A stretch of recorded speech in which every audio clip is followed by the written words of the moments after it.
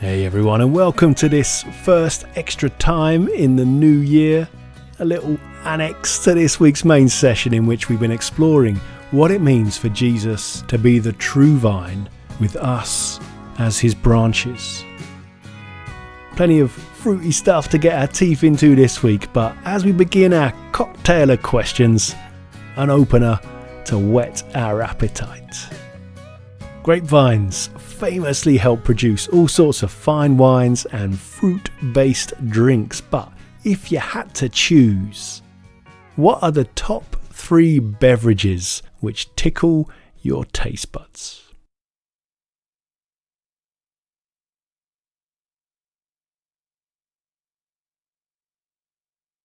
Alright, now that we've worked up a thirst, in the passage we looked at from John chapter 15, Jesus speaks about the importance of remaining in him. It's a slightly curious phrase, one which older English versions of the Bible translate as the word abide. And this word remain or abide is used elsewhere, particularly in John's Gospel, most notably perhaps when Jesus talks just before this vine passage about the Holy Spirit, who, according to John chapter 14 verse 17, will come and abide, will come and live with, remain with the disciples, and therefore us too. This word abide, remain, it's a way, it seems, of connecting the living presence of Jesus with that of the Spirit, in that as the Spirit lives in us, so we too live with Jesus. We remain in him through the Spirit. It's incredibly intimate, close language, and intertwining, if you like, between us and Jesus through the presence of the Spirit. And so a couple of questions springing from this. I wonder, when do you feel closest to Jesus?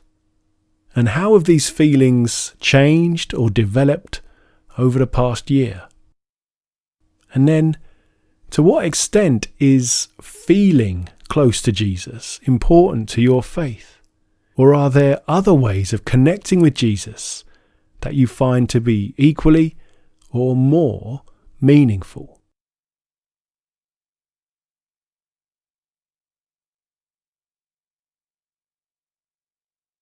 Now, with the help of Monty Dunn, we explored some of the principles of vine management, notably the importance of training and pruning. Firstly, training, this idea of offering support, structure, and guidance for a vine. Well, it's a helpful way of thinking about the way we are trained in our faith. And so a question or two on this. Who have been the key people who have helped train you on your faith journey so far? And then secondly, and this may be a challenging question which leads to further reflection, who would you say you are training in the ways of faith at the moment? And how are you finding this role?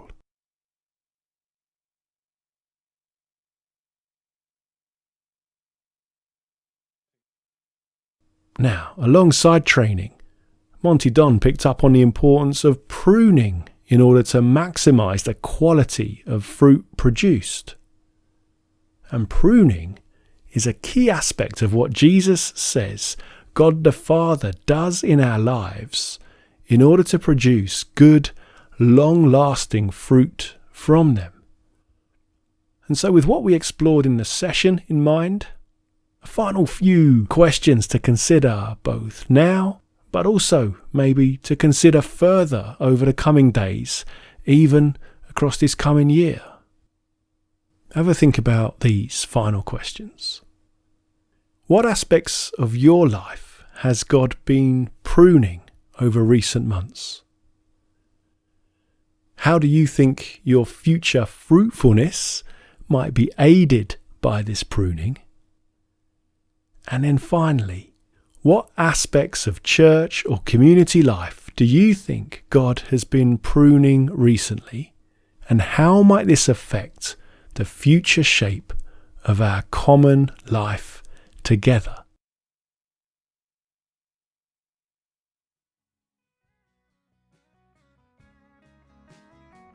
Alright, we'll wind things up there for today. But do keep on working through with God these questions of training and pruning, especially as this new year begins, as I'd say these are ongoing topics worthy of our prayers and reflection. Until next week though, take care, stay safe, and let's get together again soon. Alright, bye for now.